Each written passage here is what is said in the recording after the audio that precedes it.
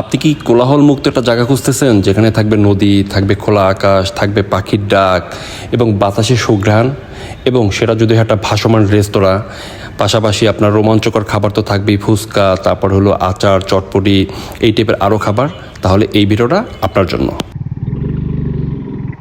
কই যাই না যাই জানি না, ভালো লাগতেছে ঘুরতে।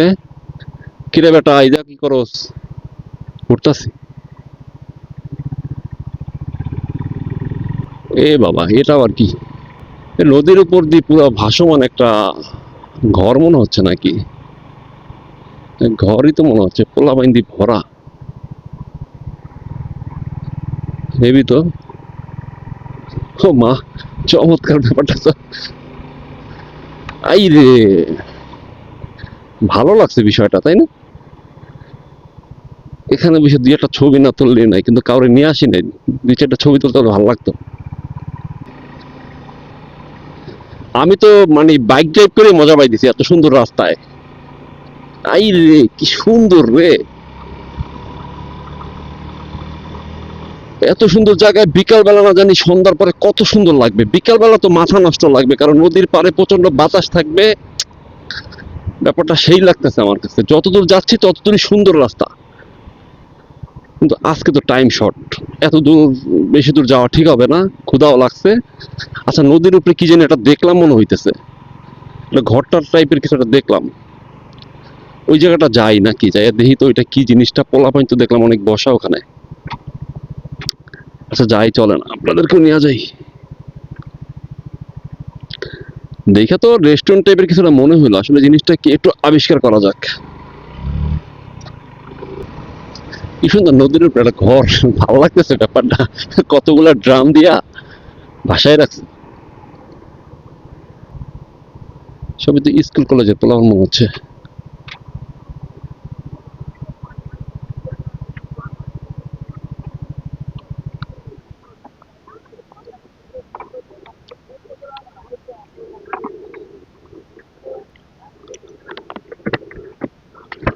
সিঙ্গারা টিঙ্গারা পাওয়া যায় ভাই কিছু? মানে খাবার কিছু পাওয়া যায়? ক্ষুধা লাগছে।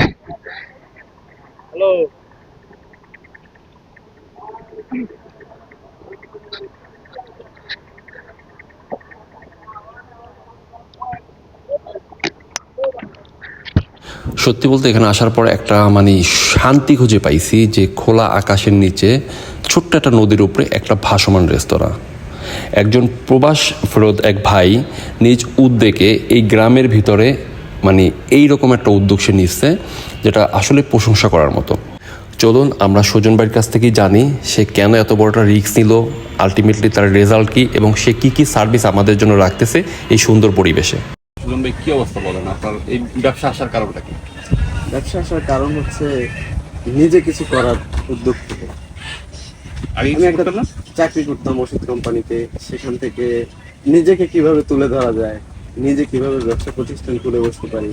আমি অন্যের আন্ডারে চাকরি করি, এটা থেকে চিন্তা করতেছিলাম যে আমি অন্যের আন্ডারে চাকরি না করে নিজে কিছু করি, যাতে আমার আন্ডারে দুজন চারজন কাজ করতে পারে। এরকম একটা চিন্তা ভাবনা থেকে ভাবলাম কি করা যায়। পরবর্তীতে এরকম একটা চিন্তাধারা আসলো যে অনেকগুলো আইডিয়া আর কি দেখলাম। দেখার পরে ভাবলাম যে এই আইডিয়াটা সবচেয়ে বেস্ট, যেহেতু আমাদের জালকাঠি যেটা প্রথম হবে, এ ধরনের কোনো জিনিস জালকাঠিতে নাই। সেজন্যই এই সিস্টেমে ড্রামের উপরে এই ভাসমান রেস্তোরাঁ নির্মাণ। কয়টা আছে ড্রাম? 40টা আছে। 40টা? খরচ দিচ্ছে কত এটা আপনার টোটাল? এখন পর্যন্ত সব মাল জিনিস সহকারে 3 লক্ষ টাকা হয়ে গেছে। কাস্টমার কখন আসে এখানে? এখানে কাস্টমার সারাদিন হয় মোটামুটি, কিন্তু বিকেলের পরে মানে 4টার পরে যখন রোদ্র, এই রাস্তাটা মানে গাছ নাই তো, যে কারণে রাস্তাটা সুন্দর, কিন্তু বিকাল টাইমটায় রোদ্র পড়ার পরে কম থাকে, তখন সবাই ভিড় করে এখানে। তখন সন্ধ্যা 8টা 10টা পর্যন্ত। 10টা পর্যন্ত খোলা থাকে। এটা কি প্রতিদিন, শুক্রবার শনি নেই? হ্যাঁ, সবসময়, মানে 7 দিন খোলা থাকে সপ্তাহে?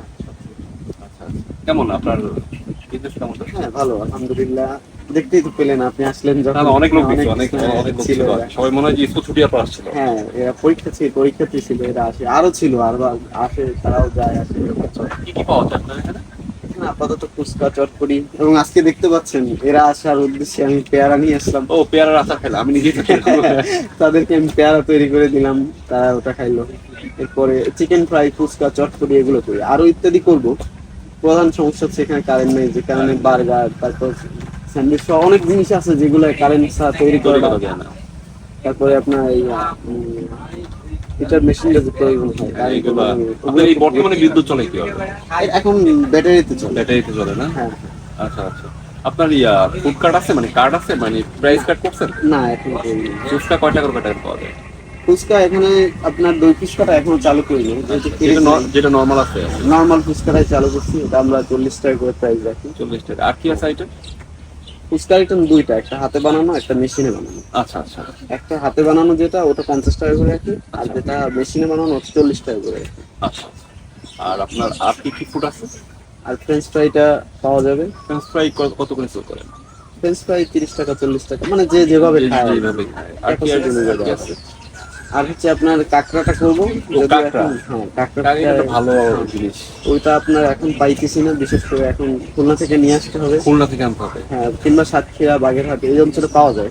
আচ্ছা, এটা একটা ভালো আইডিয়া। হ্যাঁ, বর্তমানে এটা কম, যে কারণে এখন এটা শীতে পাওয়া যায় খুব ভালো। শীতে? হ্যাঁ, এখন খুব কম পাওয়া যায়।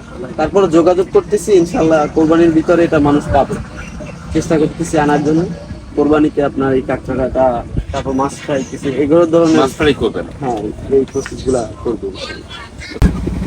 মাশাআল্লাহ ভাই, আমি আসলে বরিশাল থেকে আসছি, আর আইসা ভালো লাগছে। বিশেষ করে এই যে নদীর ঢেউ খেতেছি, এই ব্যাপারটা ভালো লাগছে। বাতাস আছে, আপনার জন্য অনেক দোয়া থাকে ভাই। অবশ্যই ভাই, অসংখ্য ধন্যবাদ। ভালো থাকবেন। আসছেন, খুশি হয়েছি, ইনশাল্লাহ আসবেন। হ্যাঁ অবশ্যই ভাই, দেখি ইনশাল্লাহ বন্ধু নিয়ে আসা যায় কিনা। অবশ্যই। Thank you.